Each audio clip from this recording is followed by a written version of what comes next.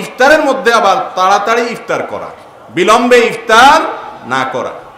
তাড়াতাড়ি ইফতার করা সম্পর্কে একটি নয়, বহু হাদিস বর্ণিত হয়েছে, বহু হাদিস। নবী করিম সাল্লাল্লাহু আলাইহি ওয়াসাল্লাম বলেছেন, লা ইয়াজালুন নাসু বিখাইরিন মা আজ্জালুল ফুতুর, মানুষ ততক্ষণ পর্যন্ত কল্যাণের মালিক হবে, অনেক বিপুল লাভ সওয়াব অর্জন করবে, যতদিন পর্যন্ত তারা ইফতার তাড়াতাড়ি করবে। ইফতার তাড়াতাড়ি করার মানে হলো সূর্য ডুবে গেছে, তারপর আর দেরি না করে অনতি বিলম্বে কি করা, ইফতার।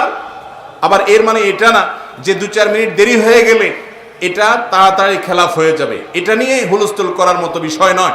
বিশেষ করে তাড়াতাড়ি যে ইফতার করতে বলেছেন এর একটা বিশেষ প্রেক্ষাপট আছে, সেটা হলো ইহুদিরা খ্রিস্টানরা যে ইফতার করে, বিশেষ করে ইহুদিরা যে রোজা রাখে, তাদের মধ্যে রোজা আছে, তাদের রোজা রাখার পরে ইফতার তারা করে হলো যখন চতুর্দিকে অন্ধকার হয়ে যায়, তারা অপেক্ষা করে, সূর্য ডুবলেই ইফতার করে না, আরো অনেক অপেক্ষা করে তারপরে তারা রোজা রাখে।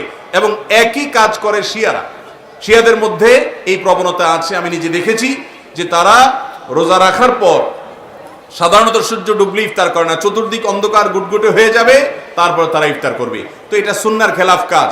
অনেক মুরব্বী আছেন, অক্ত হয়ে গেছে, কোন যুবক ইফতার করছে, ধমক দিয়া বলে, বাবা সারাদিন রোজা রাখছস, তোর পেট কি ছোলায় পড়তেছে নাকি, একটু আস্তে ধীরে খা। মূলত সূর্য ডুবে গেছে নিশ্চিত হয়ে গেলে, জেনে গেলে তারপর আর ইফতার বিলম্ব করা, এটা সুন্নতের খেলাফ। তাড়াতাড়ি কি করা, ইফতার করাটা হলো সুন্নত। এটা হলো 7 নম্বরের আমল। 8 নম্বরের আমল হলো দোয়া করা। রমজান মাসে রোজা রেখে দিনের বেলা কি করা, দোয়া করা, বিশেষ করে ইফতারের আগ মুহূর্তে। দেখুন, কয়েক ব্যক্তির দোয়া আল্লাহ তাআলা ফিরিয়ে দেন না। হাদিসে নবী করিম সাল্লাল্লাহু আলাইহি ওয়াসাল্লাম বলেছেন, কিছু লোক আছে তাদের দোয়া আল্লাহ তাআলা ফেরত দেন না। এই মানুষগুলোর মধ্যে থেকে একজন হলো as-সাইম হাত্তা ইফতার, রোজাদার ব্যক্তি ইফতার করার আগ পর্যন্ত দিনভর তার রোজা, তার দোয়া কবুল হয়। আমাদের দেশে রমজান মাসে দোয়া দুরূদ যাই করি না করি আমরা, এগুলো রাতের বেলায় হয়তো করি, তারাবির পরে ইমামের সাথে সম্মিলিতভাবে অথবা একাকী অথবা অন্য কোনো সময়।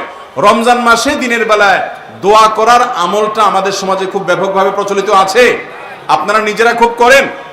অথচ রোজা রেখে আপনি দোয়া করবেন, এই দোয়ার জন্য আপনাকে সবসময় হাত তুলেই করতে হবে এমনটা সবসময় আবশ্যক নয়।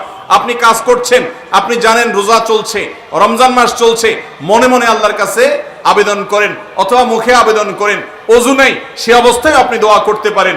অতএব রমজান মাসের একটা বিশেষ আমল হলো রোজা রেখে দিনের বেলায়, বিশেষ করে দিনের বেলায় চলতে ফিরতে উঠতে বসতে বেশি বেশি দোয়া করা।